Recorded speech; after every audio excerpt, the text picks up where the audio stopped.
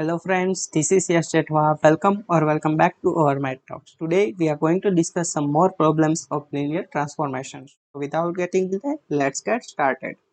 हमें यहाँ पे 15th क्वेश्चन क्या बोल रहा है that T1, T2 be two linear transformations from Rn to Rn. Let x1, x2 and so on xn be a basis of Rn. Suppose that T1 xi not equals to 0 for every I equals to 1, 2 and so on n, and xi orthogonal to kernel of T2 for every I equals to 1, 2 and so on n. Which of the following are necessarily true? A. T1 is invertible. B. T2 is invertible. C. Both T1 and T2 are invertible. And D. Neither T1 nor T2 is invertible. आइए देखते हैं यहाँ पे हमें एक example से ही समझने की कोशिश करते हैं। पहले हम T2 के बारे में डिस्कस कर लेते हैं। ओके, उसमें क्या दिया गया है, हम ट्रांसफॉर्मेशन जो T2 है वो हम एग्जाम्पल के तौर पे R2 से R2 तक ले लेते हैं। ओके, एग्जाम्पल से चीजें आसान हो जाती है। क्या करते हैं, उसमें बोला गया है कि R2, पहले तो हम इसके बेसिस लिख ले, तो बेसिस B इक्वल्स टू हमारा R2 का बेसिस क्या होता है 1,0, स्टैंडर्ड बेसिस की बात कर रहा हूँ, और 0,1 होता है। ओके, अभी यहाँ पे क्या बोला गया है कि ये सपोज हमारा x1 एलिमेंट है और ये हमारा x2 एलिमेंट है। यहाँ पे क्या बोला गया है, xi is orthogonal to kernel of T2। इसका मतलब क्या होता है कि अगर कोई भी एलिमेंट अगर कर्नल ऑफ T2 में से ले लेंगे तो उसका इनर प्रोडक्ट xi के साथ 0 आएगा। यानी कि सपोज हम बोलते हैं कि अगर AB belongs to kernel of T2 है, तो इसका जो इनर प्रोडक्ट है वो दोनों एलिमेंट के साथ 0 आएगा। यानी कि inner product of 1,0 with AB equals to 0 and inner product of 0,1 with AB equals to 0। यानी कि यहाँ से हमें इस दोनों से क्या मिल जाएगा, A equals to B equals to 0। यानी कि अगर हमें कोई भी एलिमेंट कर्नल ऑफ T2 में से ले लेंगे तो वहाँ पे वो एलिमेंट हमेशा ही 0 आएगा। ओके, तो इससे जो ट्रांसफॉर्मेशन की नलिटी है वो 0 हो जाएगी और इससे हम बोलेंगे कि T2 इज इन्वर्टिबल। ओके, तो T2 हमारा इन्वर्टिबल हो गया। अभी T1 के बारे में अगर हम देखें तो T1 के लिए हमें क्या बोला गया है, T1 के लिए हमें बोला गया है कि xi, और अगर T1 है T1 dot xi not equals to 0 और every I equals to 1, 2 and so on n। Okay, यहाँ पे भी हम एक एग्जाम्पल लेके ही समझते हैं कि ये T1 क्या इन्वर्टिबल है या नहीं। अगर हम T1 ट्रांसफॉर्मेशन ले ले R2 से R2 तक का, ओके, तो उसके लिए हम एक एग्जाम्पल ले लेते हैं। ये गलत स्टेटमेंट है, इसलिए मैं एक एग्जाम्पल आपको दे दूँ तो हम क्या ले लेते हैं, ट्रांसफॉर्मेशन को T at xy equals to x minus y ले लेंगे और दूसरा एलिमेंट 0 ले लेंगे। तो यहाँ पे भी बेसिस क्या होगा, यही होगा 1,0 और 0,1। ओके, तो अगर हमें T1 का मैट्रिक्स रिप्रेजेंटेशन लिखना हो, T1 का मैट्रिक्स रिप्रेजेंटेशन, तो यहाँ पे ऊपर हम इमेज लिखते हैं हमेशा ही। T1 एट क्या आ जाएगा 1, 0 एंड T1 एट 0,1, और यहाँ पे बेसिस भी हमारा वही है 1, 0 एंड 0,1। ओके, तो अगर हम ये चीज निकाले T1 एट 1,0, यहाँ पे क्या करना है, x माइनस वाई एंड 0 आ जाएगा, तो यहाँ से 1 एंड 0 आ जाएगा। तो इसे अगर यहाँ पे रिप्रेजेंट करें तो ये एलिमेंट 1 और ये एलिमेंट में 0 लेना हो। सिमिलरली अगर हम T1 एट 0,1 निकाले तो वो हमें क्या मिल जाएगा, -1,0। तो यहाँ पे -1 आ जाएगा पहला एलिमेंट और यहाँ पे 0 आ जाएगा। अभी आप T1 इंटू x1 कीजिए तो क्या मिलेगा आपको, 1 माइनस 1 0 0 मल्टीप्लाई बाय 1,0, तो ये चीज़ हमें क्या मिल जाएगी 1,0। सिमिलरली आप T1 मल्टीप्लाई बाय x2 करोगे तो आपको ये चीज़ क्या मिल पा रही होगी 1 माइनस 1 0 0 मल्टीप्लाई बाय 0,1, तो यहाँ से ये चीज़ -1 एंड 0 मिल जाएगी, यानी कि दोनों ही नॉन जीरो है। ओके, बट आप ये मैट्रिक्स देखोगे तो ये इन्वर्टिबल मैट्रिक्स नहीं है क्योंकि एक रो 0 हो रही है। ओके, तो मैंने आपको ये जो T1 है वो इन्वर्टिबल नहीं है ये दिखा दिया। ओके, T1 इन्वर्टिबल, ये ऑप्शन हमारा गलत हो जाएगा, बोथ वाला भी हमारा गलत हो जाएगा और ये ऑप्शन भी गलत हो जाएगा। ओके, कुल मिला के हमारा T2 जो ट्रांसफॉर्मेशन है वो इन्वर्टिबल हो जाएगा, यानी कि बी ऑप्शन सही हो गया है। ओके, मैंने यहाँ पे ऑफ कोर्स एक एग्जांपल लेके R2 वाला समझाया है, पर आपको ये इन जनरल प्रूव करना होगा, पर उतना टाइम हमारे पास एग्जाम में होता नहीं है, तो हम ऐसे ऑब्जर्व करके देख सकते हैं कि ये चीज़ कैसे इन्वर्टिबल होती है। ओके, आइए आगे बढ़ते हैं।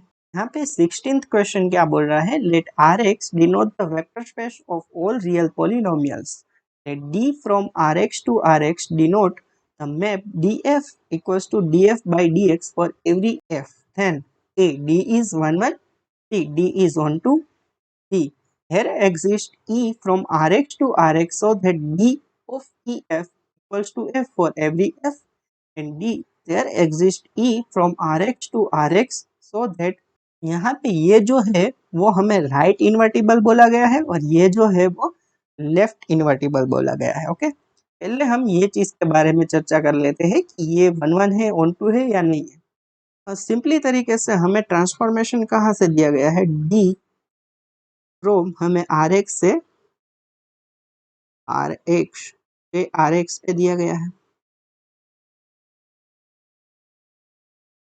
पर मैं आपको बोलूँ कि ये चीज़ है वो 1 1 नहीं है, तो आप बोलोगे कि सर क्यों 1 1 नहीं है, क्योंकि अगर आप एक पोलिनोमियल ले लो 2x प्लस 1 और दूसरा पोलिनोमियल आप ले लो 2x प्लस 2, तो यह सिंपली ट्रांसफॉर्मेशन क्या करता है, उसका डेरिवेटिव कर देता है। यहाँ पे भी 2 मिलेगा और यहाँ पे भी 2 मिलेगा, इमेज दोनों की सेम मिलेगी, पर ये जो हमने एलिमेंट लिया वो सेम नहीं मिल रहा है। ओके, तो यहाँ से हम बोल सकते हैं कि ये चीज़ 1 1 नहीं है। पर यस, ये चीज़ ऑन टू है। क्यों ऑन टू है भाई, क्योंकि हमें कोई भी एक एलिमेंट ले लेंगे तो उसकी प्री इमेज तो हमेशा ही एग्जिस्ट कर रही होगी। सपोज हमने यहाँ से आर एक्स में से ये एलिमेंट ले लिया, एक्स ले लिया, अभी आप बोलोगे कि एक्स किसकी प्री इमेज है, तो मैं आपको दिखा दूंगा ना, ये जो प्री इमेज है वो एक्स स्क्वायर बाई 2 की है। इस तरह से आप कोई भी पॉलिनोमियल ले लोगे तो यहाँ पे प्री इमेज तो एग्जिस्ट कर ही रही होगी। ओके, इसका इंटीग्रेशन करके हम जो चीज लिखते हैं वो हमेशा ही एग्जिस्ट कर रही होगी। ओके, तो ये चीज ऑन टू है। तो अभी हमारे पास रियल एनालिसिस का एक रिजल्ट होता है, कोई भी अगर मैप है वो 1 1 है तो वो लेफ्ट इन्वर्टिबल होता है, और ऑन टू है तो वो राइट इन्वर्टेबल होता है। ऑफ कोर्स ये जो रिजल्ट है वो इफ एंड ओनली इफ वाला रिजल्ट है, यानी कि left invertible if and only if 1 1 and right invertible if and only if onto. Okay, तो यहाँ पे ये चीज है वो ऑन टू है, तो ऑन टू है तो हमारा राइट इन्वर्टिबल होगा, तो डी इस साइड आएगा और ई इसका इनवर्स है वो राइट में आएगा, तो यस ये चीज सही हो जाएगी और ये चीज जो है वो गलत हो जाएगी। ओके, तो ये जो रिजल्ट है वो आपको हमेशा याद रखना है, left invertible if and only if 1 1 and right invertible if and only if onto. तो इस प्रकार से इस रिजल्ट से इस क्वेश्चन को सोल्व करते हैं। ओके, आई होप आपको ये क्वेश्चन भी अच्छे से समझ में आया है। ये आगे बढ़ते हैं। 17th क्वेश्चन क्या बोल रहा है, consider non zero vector spaces v1 v2 v3 and v4 and linear transformation phi1 from v1 to v2, phi2 from v2 to v3, phi3 from v3 to v4 such that kernel of phi1 equals to 0, range of phi1 equals to kernel of phi2, range of phi2 equals to kernel of phi3 and range of phi3 equals to V4. Then A, summation from I equals to 1 to 4 minus 1 to the power I, dimension of Vi equals to 0. B, summation I from 2 to 4 minus 1 to the power I, dimension of Vi greater than 0. C, summation I from 1 to 4 minus 1 to the power I, dimension of Vi less than 0. And D, summation I from 1 to 4 minus 1 to the power I, dimension of Vi not equals to 0. Okay, यहाँ पे जो जो चीज हमें दी गई है उसे हम इंटरप्रेट करने की कोशिश करते हैं। पहली चीज हमें दी गई है, पहले तो 3 हमें ट्रांसफॉर्मेशन दिए गए हैं। I1 फ्रॉम कहाँ से है, V1 टू V2।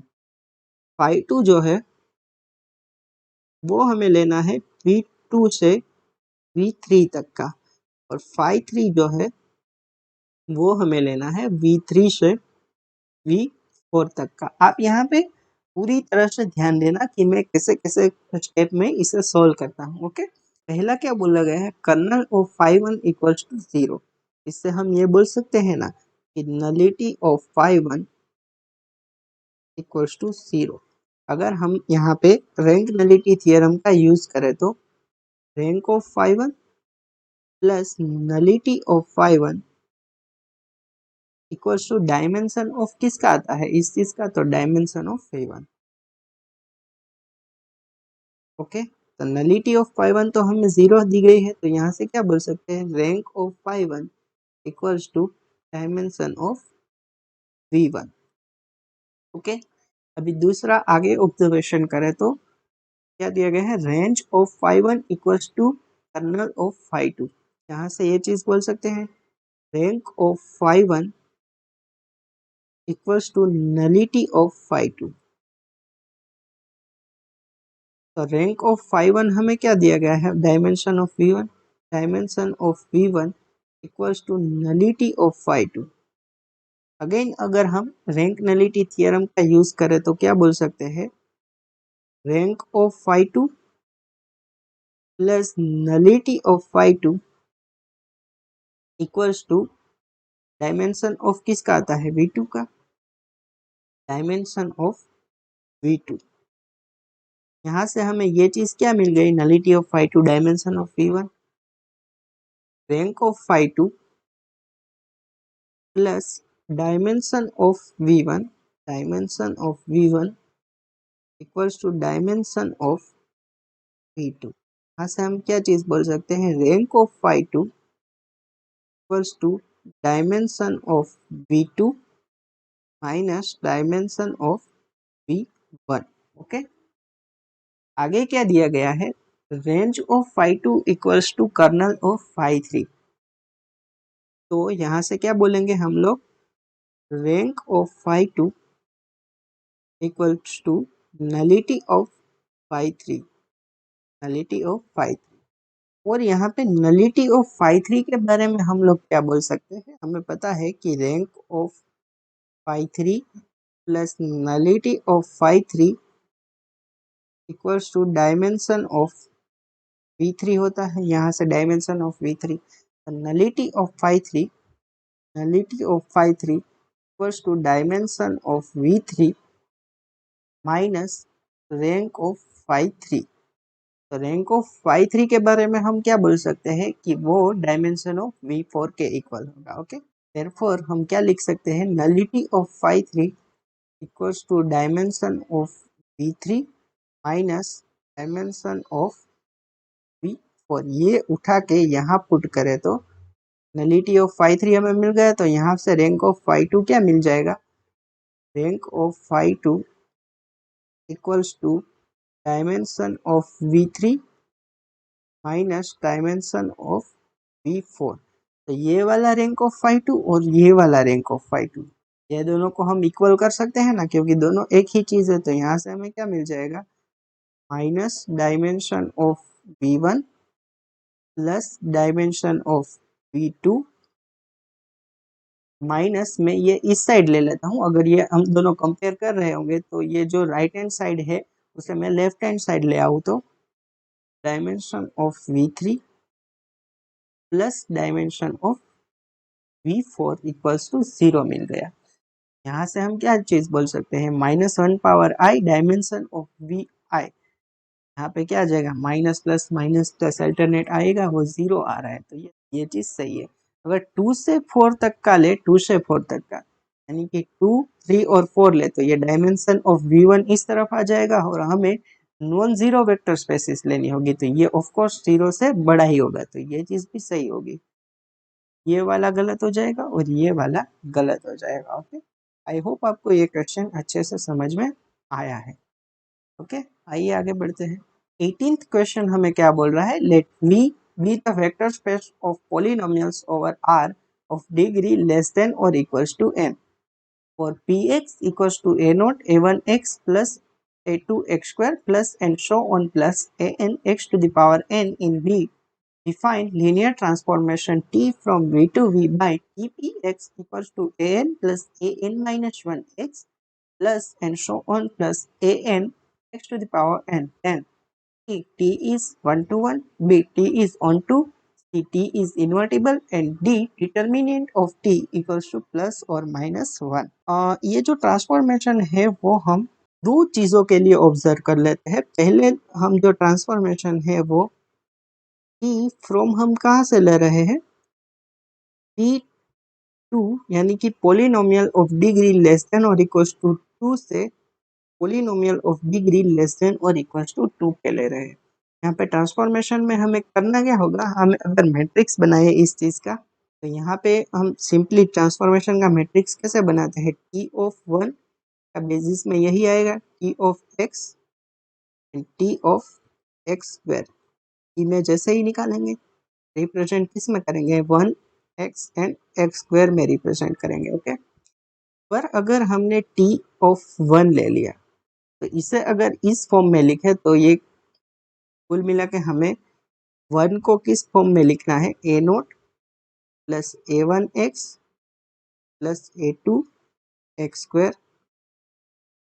तो यहाँ पे हमें क्या मिल जाएगा, ए नोट की वैल्यू हमें 1 मिल जाएगी, ए नोट की वैल्यू हमें 1 मिल जाएगी। फिर हमें ट्रांसफॉर्मेशन किया कैसा दिया गया है कि आप रिप्रेजेंट करो a2 प्लस a1x प्लस ए नोट एक्स स्क्वायर में आपको रिप्रेजेंट करना है। ओके, तो इसमें अगर आप रिप्रेजेंट करोगे तो ए नोट की वैल्यू यहाँ पे क्या आ जाएगी, 1 आ जाएगी, यानी कि एक्स स्क्वायर का जो कोफिशिएंट है वो 1 आ जाएगा और बाकी के जो कोफिशिएंट है वो 0 आ जाएंगे। ओके, अगर हम सिमिलर तरीके से अगर दूसरी इमेज निकाले, तो अगर हम यहाँ पे x की इमेज निकाले, x को इस फॉर्म में कहाँ पे लिख सकते हैं, यानी कि ये a1 है, उसकी वैल्यू a1 इक्वल्स टू 1 लेनी होगी और a0 equals to a2 equals to 0 लेना होगा। तो अगर ट्रांसफॉर्मेशन करें तो हमें कैसे लिखना होगा ये चीज़, a2 plus a1x plus a0 x square.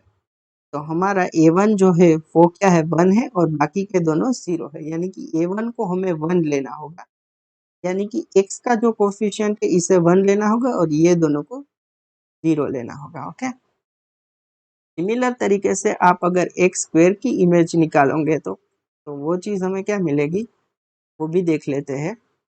E8 हम लोग निकाल रहे हैं एक्स स्क्वायर, यानी कि एक्स स्क्वायर को आपको यहाँ पे रिप्रेजेंट करना होगा, तो a2 की जो वैल्यू है वो हमें 1 मिलेगी और a0 equals to a1 equals to 0 मिल जाएगा। ओके, तो रिप्रेजेंट हमें किस पॉलिनोमियल के रूप में करना होगा, a2 plus a1x plus a0 x square. Okay, यहाँ पे a2 की जो वैल्यू है वो हमें 1 दी गई है, यानी कि कांस्टेंट के साथ हमें 1 को मल्टीप्लाई करना होगा और बाकी के दोनों 0 हो जाए। हमारा जो मैट्रिक्स है वो इस प्रकार से तैयार हो जाएगा। ओके, क्या बोल सकते हैं इसके बारे में, इसकी जो नलिटी है वो 0 है, नलिटी 0 है, तो हम इससे क्या बोल सकते हैं कि ये 1 to 1 है।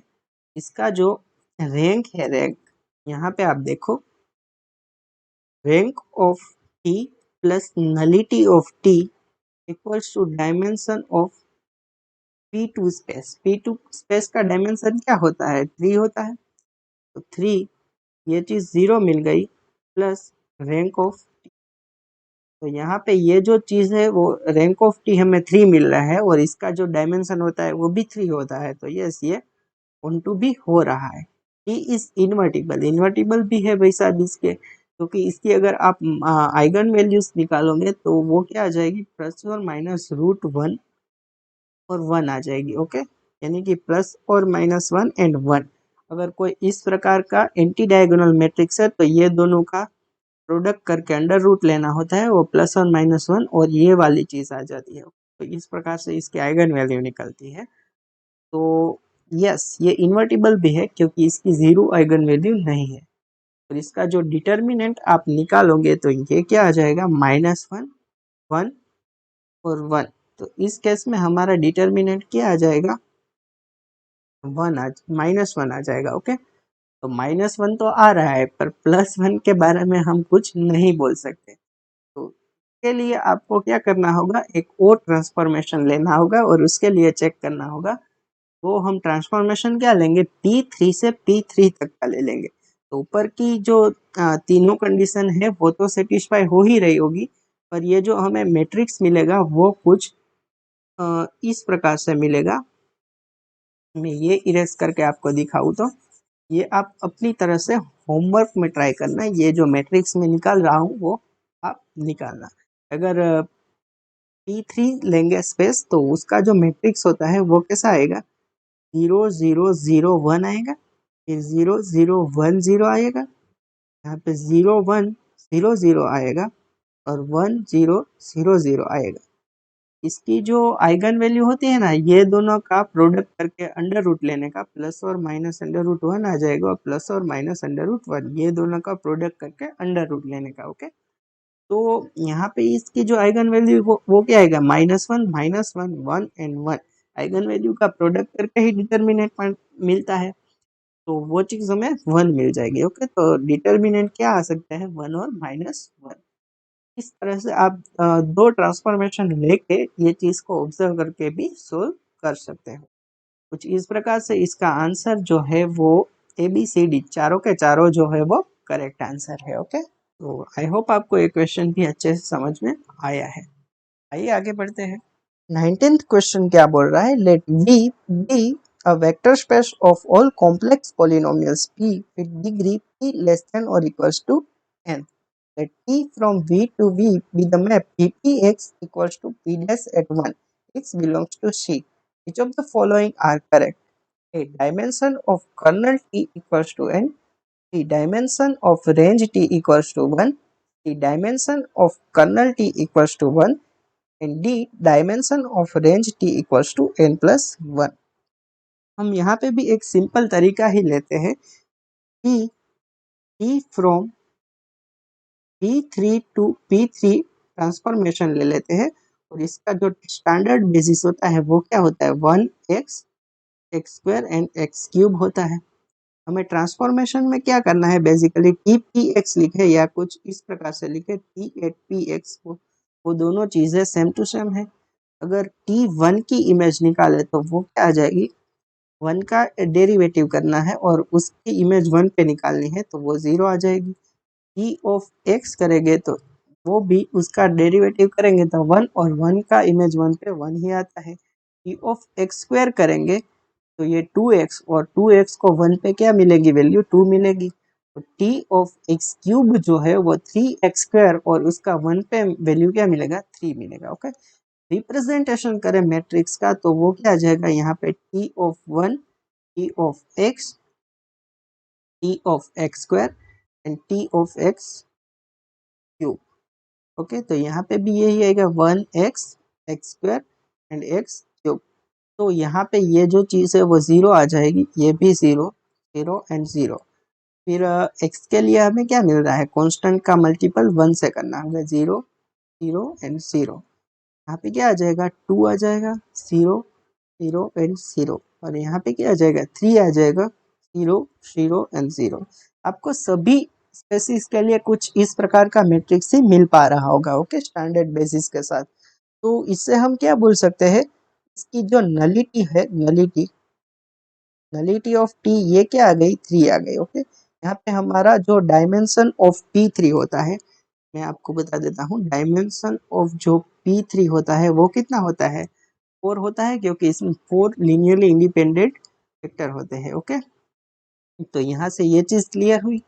नलिटी ऑफ टी है वो हमें क्या मिल गया, नलिटी ऑफ टी, क्योंकि इसमें इसमें 3 जीरो रोज है। ओके, तो नलिटी ऑफ T3 मिल गया, तो कि n के इक्वल है, क्योंकि n हमारा क्या है, p less than or equals to n, यानी कि हम क्या ले रहे हैं, जो polynomial less than or equals to n degree का, हम यहाँ पे 3 ले रहे हैं, तो n 3 आ गया। तो यस, ये चीज भी करेक्ट है। Dimension of range t equals to 1, yes, ये चीज भी हमारी सही होगी। डायमेंशन ऑफ कर्नल t, यानी कि नलिटी 1 मिली, नहीं, ये चीज गलत है। Dimension of range t equals to n+1, no, ये चीज भी हमारी गलत है। वैसे ये थियरम से भी आप वेरीफाई कर सकते हो कि nullity of T plus rank of T equals to dimension of ये स्पेस। तो डायमेंशन ऑफ ये चीज हमारी क्या है, 3 है, ये 1 है, यानी कि टोटल हमारा ये जो है वो 4 है। Rank of T plus nullity of T equals to dimension of this plus which is equals to 4। कुछ इस प्रकार से यहाँ पे ए एंड बी जो ऑप्शन है वो सही होंगे और बाकी के दोनों गलत होंगे। तो आई होप दोस्त कि आपको आज के सारे क्वेश्चन समझ में आए होंगे। अगर समझ में आए हैं तो इस वीडियो को लाइक कर दीजिए, और अगर नए हो दोस्त तो चैनल को सब्सक्राइब कर दीजिए। मिलते हैं जल्द ही अपनी नेक्स्ट वीडियो में। Till then keep learning and keep evolving. Thank you so much for watching this video.